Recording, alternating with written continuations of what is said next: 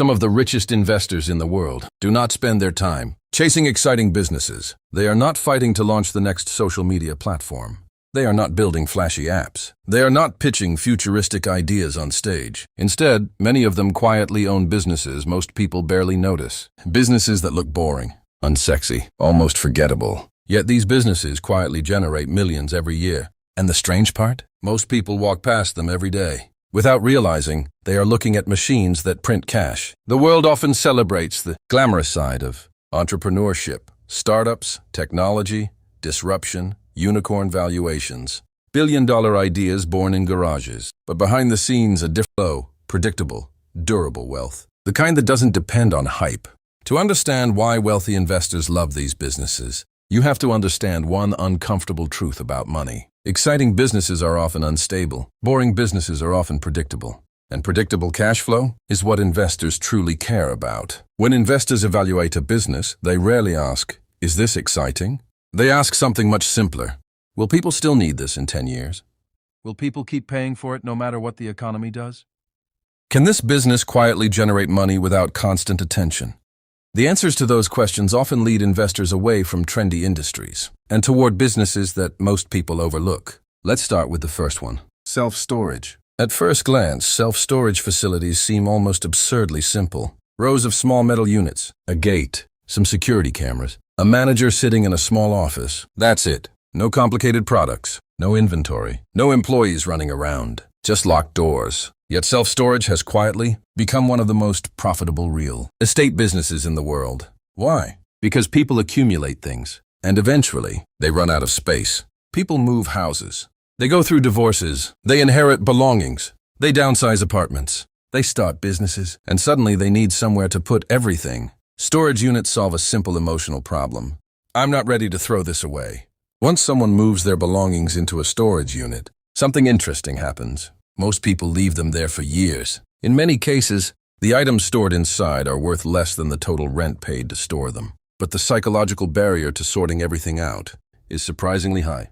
For the storage company, this creates an incredibly stable business model. Minimal staff, low maintenance, steady monthly payments. During economic booms, people buy more things and need storage. During recessions, people downsize and still need storage. Different reasons.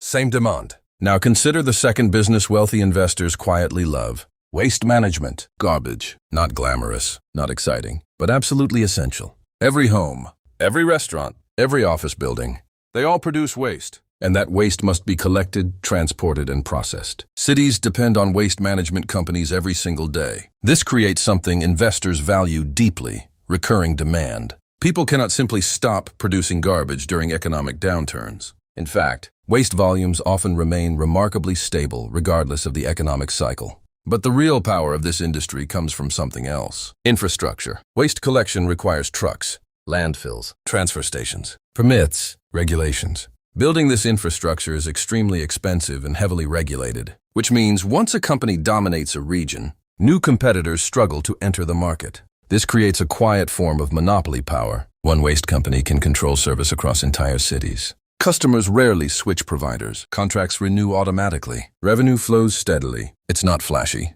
but it's very profitable. Now let's look at another industry wealthy investors often control quietly. Commercial laundromats. Walk into a laundromat and you'll see rows of washing machines and dryers. People loading clothes, machines spinning, coins or digital payments dropping in. Simple. But beneath the surface, laundromats have several characteristics investors love. First, the equipment lasts a long time. Industrial washers and dryers can operate for years with relatively predictable maintenance costs. Second, the business runs itself. Once machines are installed, daily operations require minimal staff. Customers operate the machines themselves. Third, the demand never disappears. People always need clean clothes. Not everyone owns a washing machine. Urban apartments often lack space for them.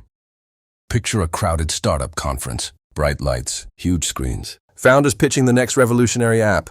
Artificial intelligence, blockchain, the future of everything. Investors sit in the audience listening to promises about markets worth billions. Now imagine someone quietly leaving that conference, not because they dislike innovation, but because they're heading somewhere else. A small warehouse on the edge of the city. Inside that warehouse, rows of plain cardboard boxes. Stacks of basic products. Forklifts moving slowly between shelves. Nothing looks impressive. but that warehouse might be generating more reliable money than many of the startups on stage. This is one of the quiet truths about wealth. The businesses that consistently make money are often the ones nobody brags about.